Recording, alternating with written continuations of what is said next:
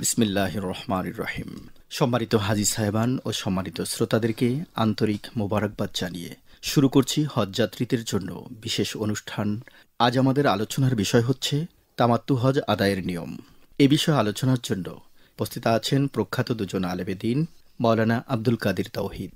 আসসালামু আলাইকুম ওয়া রাহমাতুল্লাহি ওয়া বারাকাতুহু। আরও উপস্থিত আছেন মাওলানা দেলওয়ার হোসাইন। আসসালামু আলাইকুম ওয়া রাহমাতুল্লাহি ওয়া বারাকাতুহু। সম্মানিত হাজী সাহেবান ও সম্মানিত শ্রোতা, ইসলামের ৫ স্তম্ভের অন্যতম স্তম্ভ হচ্ছে পবিত্র হজ। আর্থিক ও শারীরিকভাবে সামর্থ্যবান প্রত্যেক ইমানদার নরনারীর উপর আল্লাহ হজ ফরজ করেছেন। পবিত্র কোরআনে সূরা আল ইমরানের ৯৭ নম্বর আয়াতে মহান আল্লাহ ইরশাদ করেন, ওয়ালিল্লাহি আলান নাসি হিজ্জুল বাইতি মান ইসতাতা ইলাইহি সাবিলা। আল্লাহর তরফ থেকে সেসব মানুষের জন্য হজ ফরজ করা হয়েছে যারা তা আদায়ের সামর্থ্য রাখে। এখানে সামর্থ্য বলে বোঝানো হয়েছে যার কাছে মক্কা মুআজ্জামায় যাওয়া আসার খরচ আছে, হজের সফরে থাকাকালীন সময়ে নিজের ও পরিবারের খরচ চালানোর ব্যবস্থা আছে, সে ঋণগ্রস্তও নয় এবং শারীরিক দিক দিয়ে সে পূর্ণ সুস্থও আছে, এমন ব্যক্তির উপর আল্লাহ হজ ফরজ করেছেন। তবে নারীদের ক্ষেত্রে হজ ফরজ হওয়ার অতিরিক্ত শর্ত হচ্ছে তার সাথে হজে যাওয়ার মতো কোনো মাহরাম থাকা। সম্মানিত হাজী সাহেবান ও সম্মানিত শ্রোতা, হজ ৩ পদ্ধতিতে আদায় করা যায়: হজ্জে ইফরাদ, হজ্জে কিরান, হজ্জে তামাত্তু। শুধু হজের ইহরামের নিয়ত করে তা সম্পন্ন করলে হয় হজ্জে ইফরাদ। হজ ও উমরার জন্য একসাথে এহরামের নিয়ত করে একই এহরামে তা পালন করলে হয় হজ্জে কিরান। আর প্রথমে উমরার নিয়তে এহরাম বেঁধে উমরা শেষ করে হালাল হয়ে যাওয়ার পর মূল হজ পালন করার নামই হচ্ছে হজ্জে তামাত্তু। সাওয়াবের দিক দিয়ে সর্বাধিক উত্তম হল হজ্জে কিরান, এরপর তামাত্তু, এরপর হজ্জে ইফরাদ। তামাত্তু হজ পালনের জন্য আমাদের বাংলাদেশি হাজিদের জন্য 2টি ব্যবস্থা রয়েছে। প্রথমে যারা মক্কা যাবেন তারা দেশ থেকে এহরাম বেঁধে প্রথমে গিয়ে উমরা পালন করবেন। উমরা শেষে হালাল হয়ে স্বাভাবিক জীবন যাপন করবেন। এরপর ৮ জিলহজ হজের নিয়তে এহরাম বেঁধে হজ সম্পন্ন করবেন। হজ্জে তামাত্তু পালনের দ্বিতীয় পদ্ধতি হচ্ছে যারা প্রথমে মক্কায় না গিয়ে মদিনা শরীফে যাবেন তারা মদিনার কার্যক্রম শেষ করে মক্কায় যাওয়ার সময় উমরার নিয়তে এহরাম বেঁধে মক্কায় গিয়ে প্রথমে উমরা পালন করবেন। উমরা শেষ করে স্বাভাবিক জীবন যাপন করার পর তারা মূল হজ সবার সাথে আদায় করবেন। মাওলানা মুহাম্মদ আব্দুল কাদির তাওহিদ, হজ কত প্রকার এবং কি কি, বিশেষ করে হজ্জে তামাত্তু সম্পর্কে যদি বিস্তারিত বলেন। অত্যন্ত গুরুত্বপূর্ণ একটি বিষয় হলো হজ। মহান আল্লাহ তাআলার সন্তুষ্টি অর্জন করার অন্যতম একটি আর্থিক এবং শারীরিক ইবাদতের নামই হলো হজ। হজ 3 ভাবে করা যায়: হজ্জে ইফরাদ, হজ্জে কিরান, হজ্জে তামাত্তু। 5 দিন 5টি জায়গায় মোট 9টি কাজ করাকে হজ বলা হয়, অর্থাৎ মিনা, আরাফা, মুজদালিফা, মক্কাতুল মুকাররম আর হলো জামারাত। এই 5টি জায়গাতে 9টি কাজ করতে হবে, 3টি ফরজ এবং 6টি ওয়াজিব আদায় করার মাধ্যমে আমাদেরকে হজ করতে হবে। বিশেষ করে তামাত্তু হজ যারা আদায় করবেন তাদের জন্য প্রথমেই ওমরার নিয়ত করা। আমরা যখন তামাত্তু হজ আমরা আদায় করব, দেশ থেকে আমরা যখন নিয়ত করব, তামাত্তু হজ হলো হজের আগে ওমরার নিয়ত করা, অর্থাৎ একজন হাজি মিকাতের বাহির থেকে মিকাতের ভিতরে প্রবেশ করবে শুধু ওমরার নিয়ত করে। ওমরার নিয়ত করে যখন সে মিকাতের ভিতরে ঢুকে কাবা ঘর তাওয়াফ করে ওমরার কার্যগুলি শেষ করবে, তখন তিনি আর আফাকি অর্থাৎ মক্কার বাহিরের মানুষ থাকলো না, তিনি তখন মক্কার ভিতরের মানুষ হয়ে গেলেন। এবং হজের যে সময়গুলো আসবে 8 জিলহজ, তখন তিনি ওই মক্কাতুল মুকাররমা তার হোটেল বা তার বাসা, তার অবস্থানের জায়গা থেকেই তিনি আবার এহরাম বাঁধবেন। এহরাম বেঁধে তিনি হজের নিয়ত করবেন। মাঝখানের সময়টুকু তিনি স্বাভাবিক জীবনে হালাল অবস্থায় থাকতে পারবেন।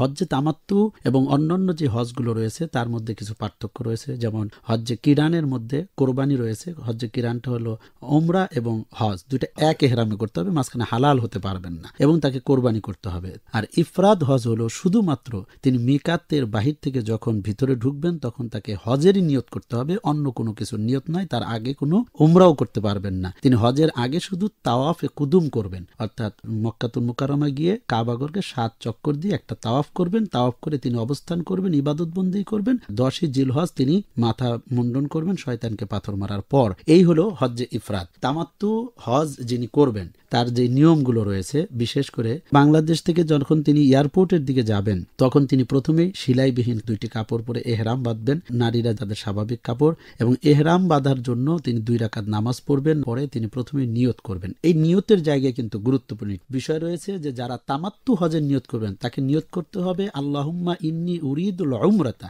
ফায়াসসিরহু লি ওয়া তাকাব্বালহু মিন্নি, যে আল্লাহ আমি উমরার নিয়ত করছি। বিশ্বের যেখান থেকেই যারা তামাত্তু হজের নিয়ত করবেন, নিয়ত করার সময় তাকে এই জিনিসটি লক্ষ্য রাখতে হবে যে তিনি নিয়ত করবেন ওমরার, হজের নয়। তিনি যদি আসলে পরিপূর্ণ হজেরই নিয়ত করেন তখন কিন্তু এই হজটা করার আগ পর্যন্ত তার এহরাম ভাঙার আর কোনো সুযোগ থাকবে না। এজন্য বাংলাদেশ থেকে ঘর থেকে এহরামের কাপড় পরে সবচেয়ে ভালো হয় যে আপনি হাজি ক্যাম্পে গিয়ে আপনার ইমিগ্রেশন কমপ্লিট করে এয়ারপোর্টের ভিতরে যখন ঢুকবেন, আপনি যেহেতু এহরামের কাপড় পরা আছে, 2 রাকাত নফল নামাজ পড়া আছে, আপনি সেখানে গিয়ে নিয়ত করবেন তামাত্তু হজকারীদের জন্য যে ওমরার নিয়ত করলাম। এরপর আপনি তালবিয়া পাঠ করবেন 3 বার এবং দোয়া করবেন। এহরাম বাঁধার সাথে সাথে মুহরিম ব্যক্তির যে প্রথম দোয়া, সেই দোয়া কিন্তু আল্লাহ তাআলা বিশেষভাবে কবুল করেন। এজন্য আমরা অনেক সময় ইহরাম বেঁধে ছোটাছুটি করি, দোয়াকে ভুলে যাই। হাজী সাহেবরা আমরা নিজেদের জন্য দোয়া করব, দেশবাসীর জন্য দোয়া করব, গোটা বিশ্ব মুসলিমের জন্য দোয়া করব। আমরা যারা এবছর হজে যাচ্ছি, আমরা বাংলাদেশের প্রতিনিধি হিসেবে আমরা দেশবাসীর জন্য দোয়া করব, রোগ বিমার থেকে আল্লাহ তাআলা হেফাজত করুন, সামগ্রিক দোয়া করব। মোহতারাম, এটা তো হচ্ছে যদি মক্কাতুল মুকাররমায় প্রথম হাজী সাহেব যান, আর যদি মদিনা শরীফে প্রথমে তার ফ্লাইট হয়ে থাকে, ওনাকে তো পরে মক্কা শরীফে যেতে হবে। গুরুত্বপূর্ণ একটি বিষয় আপনি এখানে অবতারণ করেছেন যে যদি কেউ প্রথমে সে কোথায় যাচ্ছে, অর্থাৎ তিনি মিকাত অতিক্রম করছেন কিনা, যদি তিনি দেখেন যে না আমি মিকাত অতিক্রম করব না, তাহলে তো ইহরাম বাঁধতে হয় না। আমাদের বাংলাদেশ থেকে হাজিরা কিন্তু 2 ভাবে যায়। কেউ কেউ যায় বাংলাদেশ থেকে সরাসরি জেদ্দায়, অর্থাৎ মিকাত অতিক্রম করে জেদ্দায় অবতরণ করে। আবার অনেকে আছে প্রথমেই তারা মদিনাতুল মুনাওয়ারায় যান। যারা মদিনাতুল মুনাওয়ারায় যান তারা কিন্তু জেদ্দার মিকাত তারা অতিক্রম করেন না। মদিনাতুল মুনাওয়ারা হলো জুলহুলাইফা মিকাতের বাহিরে, এজন্য তাকে মদিনাতুল মুনাওয়ারায় পৌঁছার আগে তার ইহরাম বাঁধার কোনো প্রয়োজন নেই। তিনি স্বাভাবিক পোশাক আশাক পরেই থাকবেন এবং মদিনাতুল মুনাওয়ারায় যেই কয়দিন তিনি থাকবেন, মদিনাতুল মুনাওয়ারা থেকে যখন আপনি মক্কাতুল মুকাররমার দিকে রওনা দিবেন, মদিনাতুল মুনাওয়ারায় একটি মিকাত রয়েছে জুলহুলাইফা। ওই জুলহুলাইফায় যখন সে অতিক্রম করবে তার আগে তাকে ইহরাম বাঁধতে হবে। মাওলানা মোহাম্মদ দেলোয়ার হোসেন, হজ শুরু করার আগে হাজী সাহেবানরা কি ধরনের প্রস্তুতি গ্রহণ করবেন? বিশ্ব মুসলিম ইতিহাসে সর্বকালের সর্ববৃহৎ ইসলামী মহাসম্মেলনই হল পবিত্র হজ। পবিত্র কাবা গৃহকে কেন্দ্র করে মহান প্রভুর সান্নিধ্য লাভের উদ্দেশ্যে বিশ্বের সুদূর প্রান্তসমূহ থেকে সামর্থ্যবান মুসলমানগণ হৃদয় ভরা ভক্তি, শ্রদ্ধা ও আবেগজড়িত চিত্তে পবিত্র মক্কা নগরীতে হাজির হয় এবং সম্পাদন করে হজের যাবতীয় কার্যাবলী। সম্মানিত হাজী সাহেবগণ, প্রথমে যে কাজটা করতে হবে, আমাদের ঢাকা বিমানবন্দর থেকে আমাদের এহরামের নিয়ত করতে হবে। এখানে আমরা প্রথম প্রয়োজন মোতাবেক ওযু গোসল সেরে এহরামের কাপড় পরিধান করে 2 রাকাত নামাজ আদায় করে নিব। প্রথমে উমরা হজের নিয়তের জন্য আমরা মুখে উচ্চারণ করব আল্লাহুম্মা ইন্নী উরিদুল উমরাতা ফায়াসসিরহু লি ওয়া তাকাব্বালহু মিন্নি। আয় আল্লাহ, আমি উমরা হজ পালনের নিয়ত করেছি, আপনি আমার জন্য তা সহজ করে দেন এবং কবুল করে নিন। এই কথা বলে আমরা লাব্বাইক আল্লাহুম্মা লাব্বাইক, লাব্বাইক লা শারীকা লাকা লাব্বাইক, ইন্নাল হামদা ওয়ান নি'মাতা লাকা ওয়াল মুলক লা শারীকা লাক 3 বার উচ্চ আওয়াজে তালবিয়াটা পাঠ করব। তালবিয়া পাঠ করার সাথে সাথে আমরা এখন মুহরিম হয়ে গেলাম। একটু আগে আমার জন্য যে এরকম কিছু বিধিবিধান আমার জন্য করা যায় ছিল, এগুলি আমার জন্য নিষেধ হয়ে গিয়েছে। যেরকম ভাবে কাউকে উচ্চ আওয়াজে কথা বলা, কাউকে গালিগালাজ করা, শিকারীকে ইশারা করে দেখিয়ে দেওয়া, রফাসমূলক আলোচনা করা ইত্যাদি থেকে বিরত থাকতে হবে। অনর্থক কথাবার্তা থেকে আমাদের অবশ্যই বিরত থাকতে হবে। সবসময় আমাদের আমলের মধ্যে জুড়ে আমলের মধ্যে থাকতে হবে। বিশেষ করে আমলটা হলো তালবিয়াটা সবসময় উচ্চ আওয়াজে পড়তে হবে। লাব্বাইক আল্লাহুম্মা লাব্বাইক, লাব্বাইক লা শারীকা লাকা লাব্বাইক, ইন্নাল হামদা ওয়ান নি'মাতা লাকা ওয়াল মুলক লা শারীকা লাক। এই তালবিয়া আমরা পড়তে থাকব যতক্ষণ পর্যন্ত কাবা ঘর না দেখব, ততক্ষণ পর্যন্ত আমরা এই তালবিয়াই পড়তে থাকবো। জেদ্দা থেকে যখন মক্কায় চলে যাব, মক্কায় যে সর্বপ্রথম আমরা যে হোটেলে আমরা থাকবো, সেই হোটেলে যার যার বিছানা ঠিকঠাক মতে আমরা বুঝে নিব, সামানগুলি গুছিয়ে রেখে আমরা একটু রেস্ট নিব। যেহেতু দীর্ঘ সময়ের একটা জার্নি হয়েছে আমাদের, তো এই জন্য আমরা রেস্ট নিয়ে ওই দেশের যে আমাদের গ্রুপ লিডার যিনি মুআল্লিম আছেন তার পরামর্শ ক্রমে আমরা উমরার যে ফরজ যে তাওয়াফ, সেই তাওয়াফটা করার উদ্দেশ্যে কাবা ঘরের উদ্দেশ্যে রওনা দিব। প্রথম যখন আমরা যাব কাবা ঘরে যাওয়ার আগ পর্যন্ত তালবিয়া পড়তেই থাকবো যত উচ্চ আওয়াজে। যখন কাবা ঘর দেখবো তখন অনুভূতিটাই অন্যরকম হয়ে যায়। তখন আল্লাহ পাকের দরবারে খালিস নিয়তে দোয়া করতে হবে। যেই দোয়াটা করবে সেই দোয়াটা আল্লাহ পাক কবুল করে নেন। প্রথমে আমরা দোয়া করব, এরপরে আমাদের প্রথম কাজ হচ্ছে তাওয়াফ করা। তাওয়াফ শুরু করার আগে নিয়ত করতে হবে, আল্লাহ আমি উমরা হজের ফরজ তাওয়াফের নিয়ত করেছি, আপনি তা আমার জন্য সহজ করুন এবং কবুল করে নিন। এই বলে আমরা হাজরে আসওয়াদ পাথরে চুমু দিয়ে চক্কর। মোহতারাম, যদি চুমু দেওয়া ভিড়ের কারণে সম্ভব না হয়, সেক্ষেত্রে তো আমাদের দূর থেকেই ইশারা করলেই যথেষ্ট। দূর থেকে ইশারা করলে আদায় হয়ে যায়। আসওয়াদ পাথর হচ্ছে ছোট একটা পাথর, একটি মাথা যদি ঢুকে দ্বিতীয় আরেক চুমা দেওয়ার সেই সুযোগ পরিবেশ থাকে না। এজন্য আল্লাহ নবী শিক্ষা দিয়ে গেছেন, দূর থেকে হাতের ইশারা দিয়ে চুম্বন দিলে যে সওয়াব, মাথা ঢুকিয়ে 2 ঠোঁট লাগিয়ে চুম্বন দিলে একই সওয়াব। হাজরে আসওয়াদ থেকে তাওয়াফ শুরু করতে হয়, ঘুরে আবার যখন হাজরে আসওয়াদ পাথর বরাবর আসে তখন একটি চক্কর হয়। হাজরে আসওয়াদের আগের পাথর যেটা রুকনে ইয়ামানি, এই সম্পর্কে হাদিস শরীফে এসেছে ওয়াকিলা বিহি সাবউনা মালাকানি আনা রুকনাল ইয়ামানি। রুকনে ইয়ামানিতে 70 জন ফেরেশতা সদা সর্বদা নিয়োজিত থাকে। এখানে এসে যখন কোনো হাজী সাহেব বলে আল্লাহুম্মা ইন্নী আসআলুকাল আফওয়া ওয়াল আফিয়াতা ফিদ দুনিয়া ওয়াল আখিরা রব্বানা আতিনা ফিদ দুনিয়া হাসানা ওয়া ফিল আখিরাতি হাসানা ওয়া কিনা আযাবান নার ক্বালু আমিন, তখন এই 70 জন ফেরেশতারা বলেন আল্লাহ আপনি কবুল করুন। সমস্ত হাজী সাহেবরা এখানে এই দোয়াটা পড়ে। তো মোহতারাম, এক চক্কর হলো, এরকম ভাবে আমাদের এরকম ভাবে 60টি চক্কর দিলে একটি তওয়াফ শেষ হবে। আর প্রত্যেকটি চক্কর তো আমাদের শুরু করতে হবে হাজরে আসওয়াদের দিকে ফিরে দুহাত উঁচু করে। জি, চুম্বন দিয়ে আমি এখান থেকে বের হয়ে যাব। বের হয়ে মাকামে ইব্রাহিম যেখানে আছে ওইখানে যে 2 রাকাত ওয়াজিবুত তাওয়াফ নামাজ আদায় করব। এখানে মাকামে ইব্রাহিমের পাশে যদি ভিড়ের কারণে জায়গা না হয়, অর্থাৎ মাকামে ইব্রাহিম এবং খানায় কাবাকে সামনে রেখে মাকামে ইব্রাহিমের পেছনে আমাদেরকে 2 রাকাত ওয়াজিবুত তাওয়াফ নামাজ পড়তে হবে। মোহতারাম, যে ওয়াজিবুত তাওয়াফ নামাজ যদি আসরের পরে আমার তাওয়াফ হয়ে থাকে, সেক্ষেত্রে আমি কখন ওয়াজিবুত তাওয়াফ 2 রাকাত নামাজ আদায় করব? মাকরু সময়, সেই সময়টা তাওয়াফ করে অপেক্ষা করতে হবে মাগরিব পর্যন্ত। মাগরিবের নামাজ আদায় করে তখন এটা আদায় করতে হবে। আর ওয়াজিবুত তাওয়াফ নামাজ নবীজি পড়েছেন সূরা কাফিরুন প্রথম, তারপরে সূরা ইখলাস। 2 রাকাত নামাজ আদায় করে জমজমের পানি খেয়ে সাফা মারওয়া চলে যেতে হবে। সাফাতে যে খানায় কাবার দিকে ফিরে 2 হাত তুলে দোয়া করতে হবে। সাফা মারার যে সাইটা আছে আমরা শুরু করব সাফা পাহাড় থেকে। তাহলে সাফা থেকে আমরা সাই শুরু করব এবং মারওয়াতে গেলে আমাদের এক সাই হবে। মারওয়া থেকে সাফা আসলে 2, এরকম ভাবে মারওয়া পাহাড়ে যাওয়ার পরে 7টা সাই শেষ হবে। মোহতারাম, মাঝখানে যে সবুজ একটি বাতি আছে যেখানে হাজরা আলাইহিস সালাতু ওয়াসসালাম তিনি যে দোয়াটি পড়েছিলেন, সেটাও তো খুব গুরুত্বপূর্ণ। রব্বিক ফির ওয়ারহাম ওয়া আনতা আসুল আকরাম বা রব্বিক ফির ওয়ারহাম ওয়া আনতা খায়রুর রাহিমিন লা ইলাহা ইল্লাল্লাহু ওয়াহদাহু লা শারীকা লাহু লাহুল মুলকু ওয়া লাহুল হামদু ইউহয়ি ওয়া ইউমীতু ওয়া আলা কুল্লি শাইইন কাদির। আর এই স্থানটা একটু দ্রুত যাওয়া, স্বাভাবিক হাঁটার চেয়ে একটু দ্রুত গতিতে পার হতে হয়। তো মোহতারাম, সাফা মারওয়ার আমাদের 7 চক্কর শেষ হলো। এই 7 চক্করের পরে আমাদের কাজ কি? চুল মুন্ডন করে হালাল হব।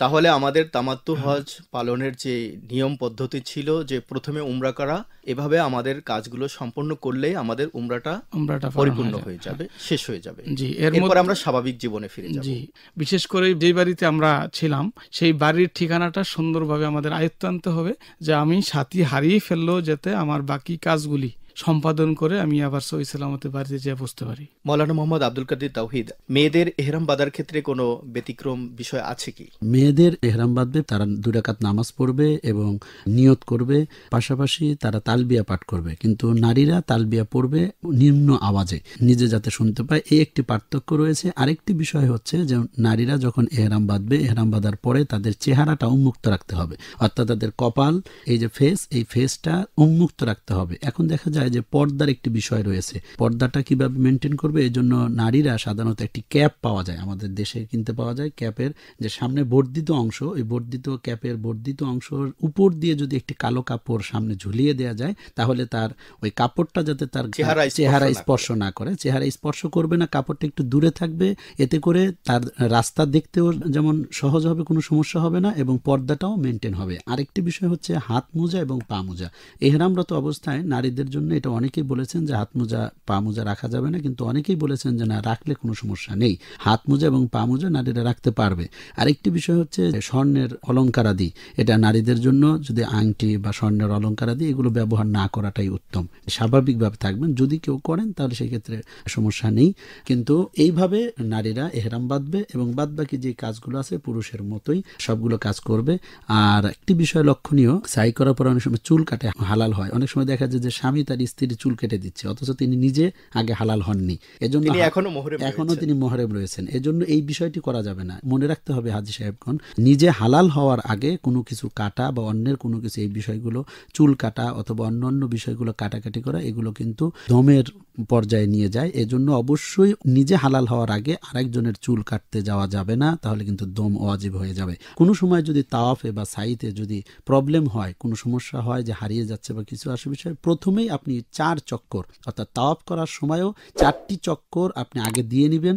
এই 4টি চক্কর দেওয়ার পূর্ব পর্যন্ত কিন্তু বিলম্ব করাটা, এটা ফোকাহায়ে কেরাম নিষেধ করেছেন। 4 চক্করের পর আপনার যদি বিশেষ ওযুর প্রয়োজন হয় অথবা অন্য কোনো প্রয়োজন হয়, তাহলে আপনি একটু বিলম্ব করে বাকি 3 চক্কর দিতে পারবেন। সাই করার ক্ষেত্রেও 4টি চক্কর দেওয়ার পরে আপনি কোনো প্রয়োজনে বিলম্ব করতে পারবেন। এই 4 চক্করের মধ্যে তারতিব রক্ষা করতে হবে। খানায় কাবার তাওয়াফ করা এবং সাফা মারওয়ায় সাই করা, এখানে তো পুরুষরাও থাকেন, তো মহিলাদের ক্ষেত্রে কি বিষয় তারা খেয়াল রাখবেন? খুবই গুরুত্বপূর্ণ একটি বিষয়, যে সবসময় লক্ষ্য রাখতে হবে যে একটি ফরজ বিধান, পর্দা করাও ফরজ, আবার হজের যে আহকামগুলো এটাও ফরজ, কিন্তু অবশ্যই পর্দাটাকে লক্ষ্য রেখেই আমাকে ফরজ বিধানটা আদায় করতে হবে। এজন্য আমি পরামর্শ দিব যে একটু তারা কাবা ঘর থেকে দূর থেকে তারা তাওয়াফ করবেন। এখন কিন্তু হারাম শরীফের 2 তালা 3 তালা এবং ছাদ দিয়েও কিন্তু তাওয়াফ করা যায়।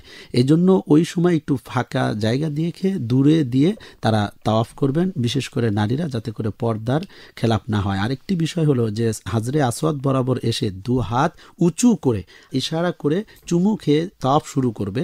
এক্ষেত্রে আমাদের হাজী সাহেবের অনেক সময় মনে করেন যে আমি তো হাজরে আসওয়াদ চুমু দিতে পারলাম না। আপনার এটা মনে করার কোনো সুযোগ নেই, কারণ প্রিয় নবী হযরত মুহাম্মদ সাল্লাল্লাহু আলাইহি সাল্লাম জানিয়েছেন, কিয়ামতের ময়দানে হাজরে আসওয়াদের 2টি চোখ হবে, একটি জিহ্বা হবে। এই হাজরে আসওয়াদের এই সীমানা দিয়ে হারাম শরীফের যে কোনো হাজী সাহেব, সে ছাদ দিয়ে যাক, 2 তালা 3 তালা অথবা দূর দিয়ে যাক, ইশারা যারা করবে সকল হাজী সাহেবদেরকে তিনি সাক্ষী দিতে পারবেন। এজন্য আপনি দূর থেকে ইশারা করার দ্বারা আপনি ইবাদত কম করেছেন এমনটি মনে করার কোনো সুযোগ নেই। মহান আল্লাহ তাআলা হাজরে আসওয়াদের মধ্যে সেই ক্ষমতা দান করেছেন।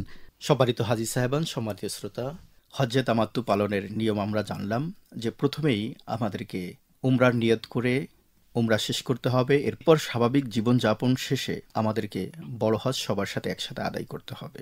সম্মানিত শ্রোতা, জীবনের সবচেয়ে মূল্যবান সময় হচ্ছে এই সময়টি।